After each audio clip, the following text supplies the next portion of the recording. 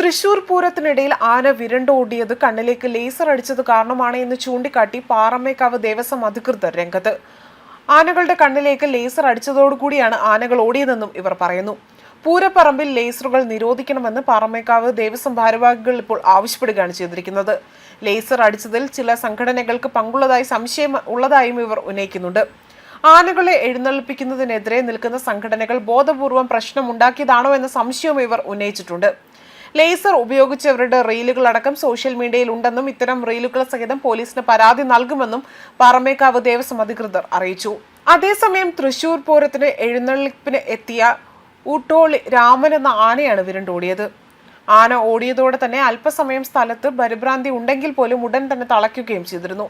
നിരവധി പേർക്ക് പരിക്കേൽക്കുകയും ചെയ്തിരുന്നു. പുലർച്ചെ 2 മണിയോടുകൂടിയായിരുന്നു സംഭവം നടന്നത്. ഇതിനിടെ ഉണ്ടായ തിക്കിലും തിരക്കിലും പെട്ടായിരുന്നു ആളുകൾക്ക് പരിക്കേറ്റതും. അതുപോലെ തന്നെ ഇവരെ പിന്നീട് സ്വകാര്യ ആശുപത്രിയിലേക്ക് മാറ്റുകയാണ് ചെയ്തതും. അതുപോലെ തന്നെ എലിഫന്റ് സ്ക്വാഡ് എത്തി ആനയെ നിയന്ത്രണ വിധേയമാക്കുകയും ചെയ്തിരുന്നു. അതേസമയം കഴിഞ്ഞ വർഷം രാത്രി പൂരം അലങ്കോലമായതോടെ തന്നെ കൊച്ചി ദേവസ്വം ബോർഡ് ഓഫീസിൽ മണിക്കൂറുകൾ നീണ്ട ചർച്ചകൾ കളക്ടറുടെ നേതൃത്വത്തിൽ നടന്നിരുന്നു. ഒടുവിൽ തിരുവമ്പാടി പാറമേക്കാവ് ദേവസ്വം ഭാരവാഹികൾ ചർച്ച നടത്തി സമവാക്യത്തിൽ എത്തുകയായിരുന്നു ചെയ്തത്. ഇത്തവണയും അത്തരത്തിലുള്ള പ്രശ്നങ്ങളൊന്നും തന്നെ ഉണ്ടാകരുത് എന്നതും മറ്റൊരു നിബന്ധനയായിരുന്നു. അതുപോലെ തന്നെ വെളുപ്പിന് 5 മണിയോടുകൂടി ചർച്ചകൾക്ക് തീർന്ന് വെടിക്കെട്ട് നടത്താൻ ഇരുകൂട്ടരും തീരുമാനിക്കുകയും ചെയ്തിരുന്നു കഴിഞ്ഞ വർഷം. എന്നാൽ ഇക്കുറി രാത്രി പൂരത്തിന് പരിചയസമ്പന്നരായ ഉദ്യോഗസ്ഥരെയായിരുന്നു അവിടെ നിയോഗിച്ചിരുന്നതും. അതുപോലെ തന്നെ പ്രതിസന്ധിയില്ലാതെ പൂരം നടക്കുക എന്നതായിരുന്നു ഇവരുടെ ലക്ഷ്യം.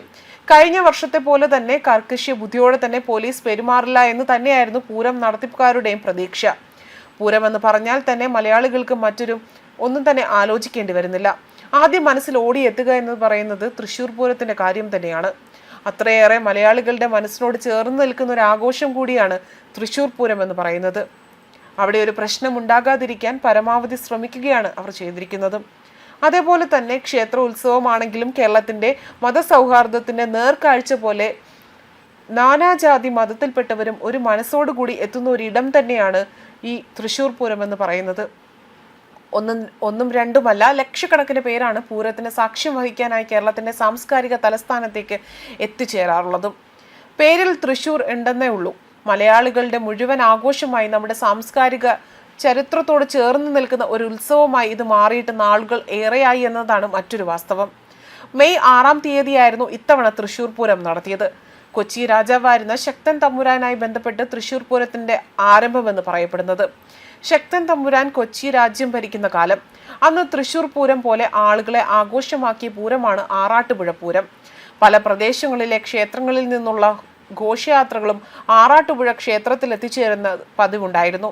ഹിന്ദു ഐതിഹ്യ പ്രകാരം ലോകത്തിലെ 33 കോടി ദേവതകളും ആറാട്ടുപുഴയിലേക്ക് അന്ന് പൂര ദിവസം എത്തിച്ചേരുമെന്നതാണ് ആളുകൾ വിശ്വസിച്ചിരുന്നത്. ഇത് നടക്കുന്നത് 2 നൂറ്റാണ്ടുകൾക്ക് മുൻപാണ് എന്ന പ്രത്യേകതയും ഓർക്കണം. തുടർന്ന് 1796-ൽ പൂരത്തിന് വലിയ മഴയെ തുടർന്നുകൊണ്ട് തൃശൂർ ദേശത്തെ ആളുകൾക്ക് ആറാട്ടുപുഴയിൽ കൃത്യസമയത്ത് എത്തിച്ചേരാൻ സാധിച്ചില്ല. ഇതോടുകൂടി തന്നെ വൈകി എന്ന കാരണത്താൽ തൃശൂർ ദേശത്തെ ജനങ്ങളെ അന്ന് പൂരത്തിൽ പങ്കെടുക്കാതെ തന്നെ വിലക്കുകയായിരുന്നു ചെയ്തത്. പാറമേക്കാവ്, തിരുവമ്പാടി, ചെമ്പുക്കാവ്, കരമുക്ക്, ലാലൂർ, അയ്യന്തോൾ, ചുരക്കാട്ട് കാവ് എന്നിങ്ങനെയുള്ള ദേശങ്ങളിലെ ആളുകൾ അപമാനം നേരിടേണ്ടി വന്നു. തൃശൂർ ദേശത്തെ ജനങ്ങളെ വിലക്കിയത് ഇഷ്ടപ്പെടാത്ത ശക്തൻ തമ്പുരാനാകട്ടെ അടുത്ത വർഷം മുതൽ വടക്കുനാഥനെ ആസ്ഥാനമാക്കി പുതിയൊരു പൂരം ആരംഭിക്കാൻ തീരുമാനിക്കുകയാണ് ചെയ്തത്. അതാണ് ഇന്നത്തെ പൂരമായി ഇപ്പോൾ പരിണമിച്ചിരിക്കുന്നതും. ന്യൂസ് ഡെസ്ക് കർമ്മ ന്യൂസ്.